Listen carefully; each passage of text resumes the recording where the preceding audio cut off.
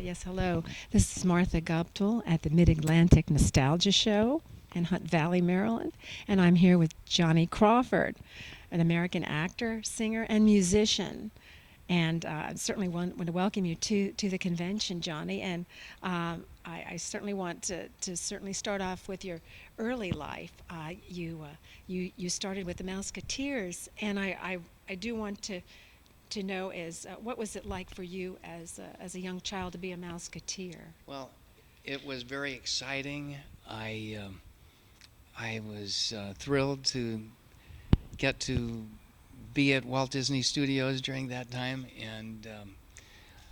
um, and basically it was like playing with all these other kids. It was quite an experience and very unusual. Um, Rehearsing the routines and unfortunately, I was only one of the Mouseketeers for during the first season, and I was very disappointed when they dropped my option. And but I had a wonderful agent who sent me out on lots of auditions for different things, and her name was Jean Halliburton. She was a legend in Hollywood for representing young actors. She had, you know, represented a lot of the our gang kids, and so she had faith in me for some reason, and I started going on a lot of auditions immediately after they dropped my option at Disney, and um, but I had a way now to conduct myself on auditions that helped me. I didn't, they would, because they would always ask, "What have you done?" You're a 9-year-old, and they're asking, "What have you done?" And very, I didn't have much to say until after I had been a Mouseketeer, and I just said, "Well, I'm a Mouseketeer," and they didn't check my contract or anything. They didn't know that I was no longer a Mouseketeer, but it was very popular at that time. So it worked. It got me some jobs, and then one day I got a really important audition for a teleplay on Lux Video Theater, and that was my break. And after that, I was working right away doing other live television dramas, and I working with wonderful actors and directors, and loving every minute of it. It was challenging sometimes, but I wanted to be an actor, and I was working, getting assignments from my school. Um, Yes. it was not easy. The teachers didn't approve of children working and not going to school like other children. And my mother wanted me to have a normal life, but I didn't want one. I, I wanted to be an actor and a cowboy and a tap dancer. And so I took lessons, and I was always learning songs that from records that I inherited from my grandparents, dance band records mostly from the 1920s and 30s, and I was singing these old songs all the time in the car, driving my parents crazy, and I lived in a fantasy world in a way, I did, and it was good. I was lucky doing something that I wanted to do, and I figured that I would always be doing. And did you have any role models or mentors for your your your dancing and singing? Well, I was a big fan of Donald O'Connor and Johnny Ray in 1952, and I begged my parents to let me take dancing lessons, and I wanted to be a tap dancer, but for Christmas they gave me ballet shoes. Oh, oh goodness. And I was confused. how I didn't. How, these are going to make that sound on the floor when, and so I was told that the head of the school that I was going to for dancing said that it was important for everybody to have some instruction in ballet before going to tap and jazz, and so I got my tights and my and I Really? eventually, after maybe 6 months or a year, I graduated to tap shoes, and I was tapping by the time the studio got a call for children who could entertain, dance, sing, and I went on the audition for the Musketeers, Oh my. and I did not impress them with my dancing Oh. because Huh. my dancing wasn't. I wasn't really taught by somebody who had danced in vaudeville. I was trained by somebody who was trained in for ballet and decided to teach tap at the same time. Mm. So I'm still working on trying to catch up on some of those vaudeville steps, Mhm. Yes. like the trenches. That's been a challenge for years. Did you have? I know certainly with the Rifleman, you as Mark Lucas. Mark and Lucas was my Mark and pa. Lucas. Yes, Mark. And the relationship of the two of you together on that show Didn't was require any incredible. tap dancing. No, it didn't require that at all. I know. No, I but wanted to be a tap dancing cowboy, um, but I was happy, very happy, and I continued taking tap dance lessons from a veteran named Ted Howard, and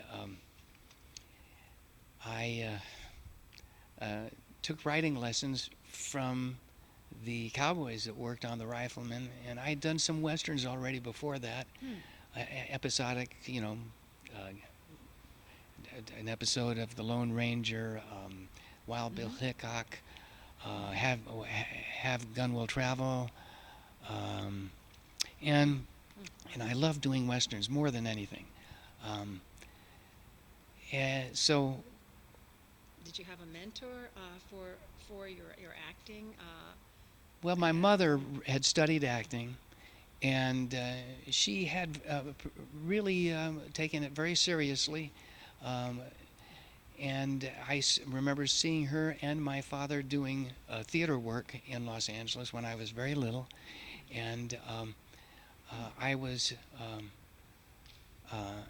She was asked by a producer of one of the theaters if one of her children, I had a brother and an older sister, was available for a play, and and I was just the right age, and she didn't want me to get involved in show business, but they asked me one night as we were driving down Beverly Drive, and we're riding past the kiddie land where they had ponies, and that's where I got my first experience on a horse, Oh my.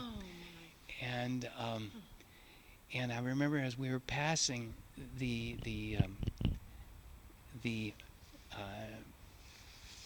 that little kiddie land with the ponies, I would always cry if they didn't stop and let me get on Goldie and go around a couple of times, And so as we were approaching it, they decided to ask me if I wanted to be in a play, and I said, "Well, yeah." And then my mother said, "But you'd have to, you'd have to learn these lines, and you'd have to go to school too. You'd have homework and everything, and it's not a normal life for a kid, and you shouldn't be doing." But if they knew I was a ham already. That was obvious, and so they were afraid that I would cry, maybe, even more than this was more serious than just writing goalie one more time. So I killed it. They left it up to me, Oh and my I was goodness. 5 years old, but almost 6, and they left it up to me, and I had to make a decision, and I felt guilty. She made me feel guilty about it, but I wanted to do it. So I said, well, yeah, I want to do the play. And I did the play. And I turned 6 while we were doing the play. And it was Mr. Belvedere. And I was the kid who gets the porridge on his head every night. I loved it. And except I wasn't allowed to stay till the end of the play because I had school the next day. Only on weekends could I stay for the curtain. You know, that was a big thing to take a bow at the end of the play. Yeah. Well, I didn't. But that led to me to nowhere really. It was just an experience that I'll never forget, and it inspired me, and I had I had a genuine credit, and so. And for the Rifleman, then you really honestly, with Chuck Connors, the relationship that you had on screen, was it also that wonderful relationship off screen as well? Yes, it was. He was. We both enjoyed each other very much. He had a wonderful sense of humor. He was not real serious, I worked with John Wayne later on, and I just had one scene with him, but he was not as much fun as Chuck Connors. John Wayne was very serious and critical, and but I admired him. I'm still a big fan, but I'm sure glad he wasn't the Rifleman. I'm glad Chuck was the Rifleman, and because it was fun. He was always crazy, doing funny things, but when it came to the work, he was very serious about that, very concerned about details and stuff. But it was a pleasure to work with him, and he protected me from other people that weren't as sensitive as he was and as I was. Very important as a young child to have that, right. As if he were your father. He was like a father figure in a lot of ways. I'd have to tell you, he was not a good influence in many ways.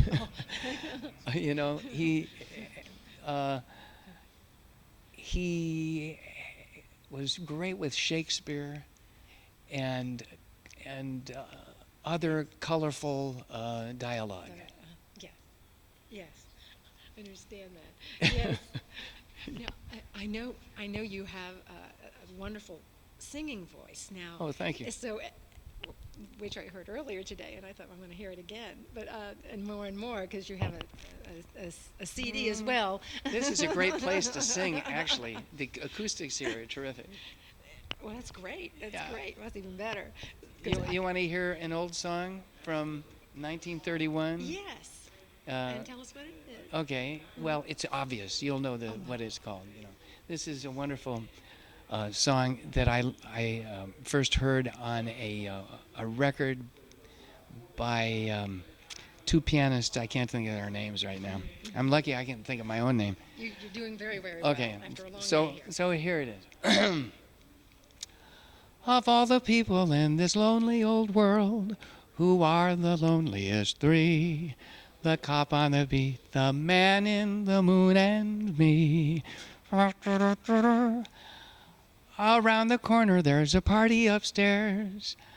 Here on the corner are we. The cop on the beat, the man in the moon, and me. Bum, ba-dum, bum. I go to my room. I open the door.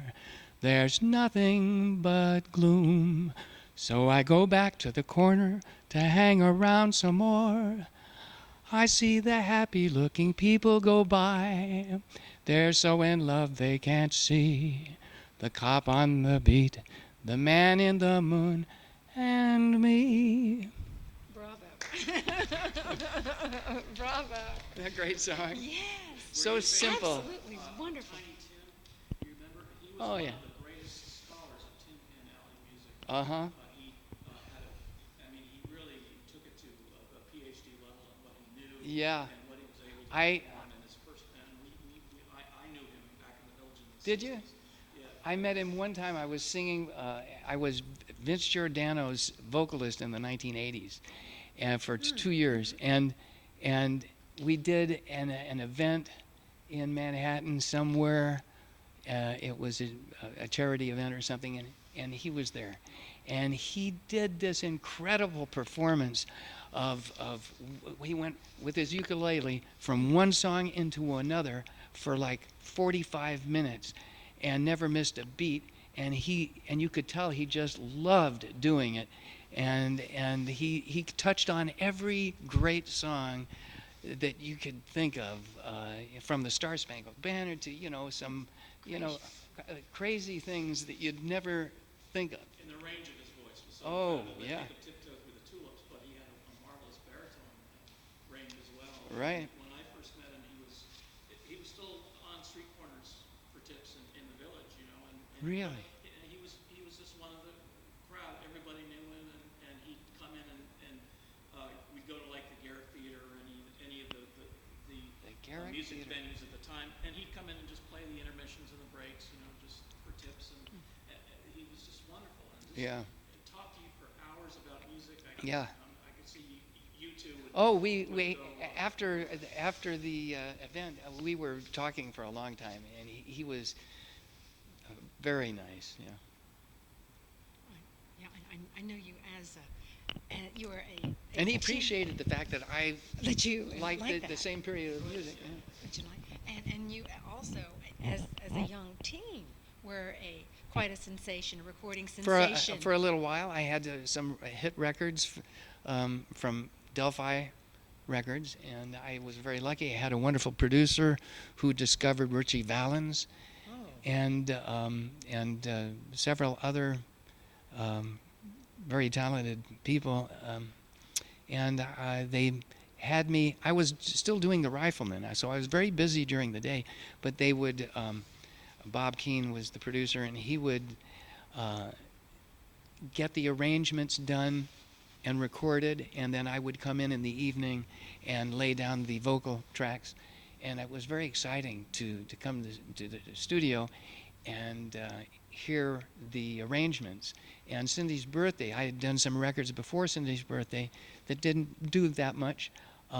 They got some airplay because of the Rifleman, and they were, they got some regional play in different cities, but when I heard that arrangement and started singing to it, it was so inspiring, and I really had no trouble recording Cindy's Birthday, and I'm very proud of it, but it was his doing, and the arranger, Joe Hooven was the arranger, and it was written by Joe Hooven's son. Really? Oh my Yeah. goodness. And who was no older than me. In fact, I think he was younger than me. Gracious. Yeah. Could you sing a little bit? from Cindy's Birthday, it's nothing without the arrangement. I mean, it's a clever idea, but no time for the movie show, TV or the radio. Gotta write a melody, and I can't even remember it. That's wonderful. That's wonderful. That's wonderful. It's sweet, It and is, it and is. it You came can about tell in a that. time when there wasn't that much, there was a lot of rock and roll, and it was so different from everything else, So it's such a pleasant, and this wonderful arranger that this key change that is so cool, and it starts off with the timpani. Bum, bum, bum, bum, bum, bum, bum, bum. They must have seen something in your voice too that would, as part of the arrangement, to be able to bring it out. Maybe. They must have liked that. Yeah. Now, I know. Did you ever play an instrument, or do you? Well, I play the guitar, but I wouldn't call myself a guitarist. I love playing the guitar, and learning the chords to these songs. That period of music was so rich and inventive, and there was such great craftsmanship in songwriting and arranging, in Tin Pan Alley. And it's a challenge, and also very rewarding to get the original music, the sheet music or the arrangements for these old songs, and see what chords were used, because many of the songs are forgotten. Great songs are forgotten, like the one I just did for you. Right. But uh, the ones that are considered standards that everybody's recorded, the Gershwins and Cole Porter songs. Over the years, jazz musicians have, done them all different ways, and that's terrific. That's fine, but nobody's done them the way they were originally meant to be heard, and so I love having that job, and it's very rewarding to find the arrangements, and often I'm missing parts, so I have to, try to get the missing parts from other collectors and libraries. And then when I have all the parts and I put them in front of the orchestra for the first time, it's just really magic. Right. Yeah. It's almost like a treasure hunt to try and find Yeah. that. And they were they're very, some of them are very rare. Nobody has the arrangements to some songs that I'm sure were given arrangements by the publishers at one time, because that was originally the only way to make a song popular, was to get arrangements in the department stores and newsstands. They used to sell popular song sheet music and orchestrations on newsstands. Oh, really? They were that popular, and everybody knew the songs that and they were there was an outfit that made song hits of the week. Don't think that's the name of it, but hits of the week. Mm-hmm. There was a different one every week at the newsstand. You could get it for a nickel, and it would be a well-known performer like Rudy Valley or somebody. And some of those 5-cent, they were on cardboard, I think, were wonderful recordings. And now, for years, you couldn't hear these things because except only collectors had them, and they didn't make the volume of songs in those days that they do now. They, if they produced 10,000 copies of a record, that was a big deal. But you would go to restaurants and department stores, and you would hear these songs, the hit of the week, being played by bands and pianists, and there was live music everywhere. Everybody danced. It was a time when dancing and dining were almost synonymous. Oh, how wonderful! And Not just on New Year's Eve. no, yeah, and evening wear was a common thing. It was not just for New Year's Eve. It was for every night. You went out and you were properly dressed. And if you weren't, people figured things weren't going so good for you.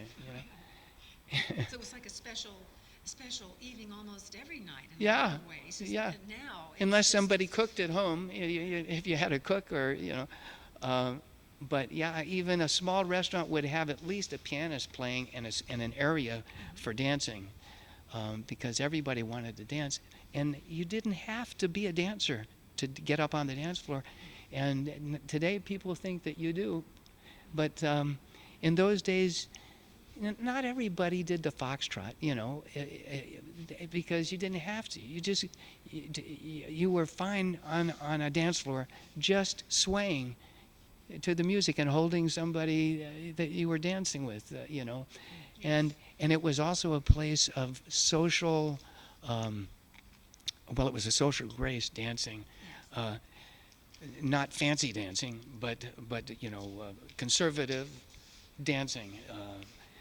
And you learned it in kindergarten. I mean, it was a social grace, like how to eat dinner, what to use for a fork, and. It's just amazing when you think of it, how different it was. How absolutely different. Well, you're honestly almost bringing that back because of having your dance band, your orchestra. So the Johnny, yes, I'd like to hear about. Yeah, about what you're doing now and where you're performing. be in LA in the spring. Oh. I'd love to come hear you Oh, well, perform somewhere. I might be performing this October 11th. I'm going to be at Cicada Restaurant downtown. Actually, it's got another name that night, but we're going to be there Friday night, October 11th, and I'll have 11 pieces, 3 reeds, and 2 trumpets, and 1 trombone, and piano, string bass, And one guitar. and a guitar. I'm not going to play the guitar. I have a much better guitarist than me, and hopefully he'll be available, and my drummer. And I look forward to. Schedule anything for In the April, spring? May? Well, I have some private jobs. Okay. Yeah, I do a lot of that, and that's where I really make my living. That and selling the CD. My first CD took me almost 20 years to put it out. The next one will be soon, I hope, and I'm working on that. Do you have a website where we could go to order A that? website that. Sure. Well, right now I'm collecting fans on Facebook and Reverb Nation, so I'm easy to find, but they can get there directly by going to crawfordmusic.com. And And it's and and name your CD. my CD is Sweeping the Clouds Away, and I released it in 2008, and then I listening to it, I decided to redo it, and I pulled it and released it again in September 2011, and it's doing very well on Amazon with very little promotion. But I'm looking forward to spending more time getting out there and letting people know about it. Yes. And it's very rewarding to hear what people have to say afterwards, and the comments on Amazon are wonderful. Oh, that's Yeah. Thank outstanding. you so very much. This has been wonderful. I know the bugs are starting to I attack know. us now. So I did want to ask just about Ask me. any charities or organizations, Sure. or it could be anything related to the arts or anything that you might Well, for have the an last- interest in and support. Well, for the last 17 years, I've been providing my orchestra for the Hollywood Film Festival Awards, which is for independent filmmakers, and for the same amount of time, I've been providing the orchestra for the Art Directors Guild Awards every February, just before the Academy Awards. Oh, And those are wonderful, very prestigious jobs that I'm very proud of, and from those I get an assortment of private events, weddings, and social gatherings, and fundraisers for charities. yes. Uh, That's wonderful. and it's always exciting because, like on the 11th of October, I'm going to put music in front of the band that they've never seen before, Oh my goodness. and it's going to be music that's going to be in the next album, which I hope to have out pretty soon. And Exciting. so it's very exciting. And the musicians that I have are all sight readers. They make their living as my. musicians. They're not weekend musicians, and they're My. young, generally speaking. I'm probably the oldest one. Oh, And so they look like the bands used to look. In those days, the dance bands were mostly inhabited by young musicians, and older musicians had long hair and played classical music. well, you look absolutely wonderful. So you're the perfect band leader. Oh, you're the perfect. you're so You sweet. really. Oh, it is. It is. Yeah. You're My right arm is bigger now than my left arm. I'm trying to give equal time to both arms. Yeah, it's a great job. Well, and it certainly shows, because I can certainly tell it just by talking with you and just seeing your expression and Thanks. how you just light up, Yeah. in regard to that.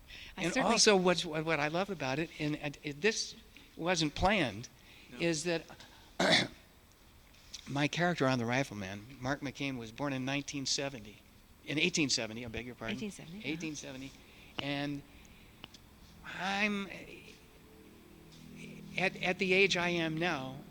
He would have been living in the 1930s, Yes. and he was playing the guitar several times on the show, and so he could have very well have gotten into the music business by the turn of the century, and could be leading a band in the 1930s. So when people come to see me and my band, they can fantasize that I am Mark McCain in the 1930s.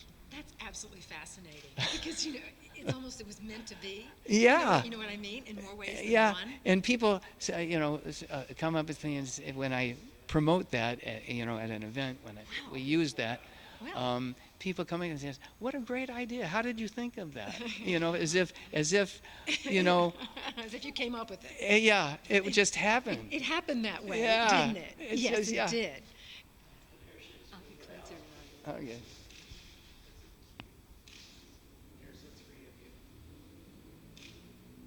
Thank you. My And thank you. pleasure. I thank you so much, Johnny. You're just an absolute pleasure. Thanks. Pleasure.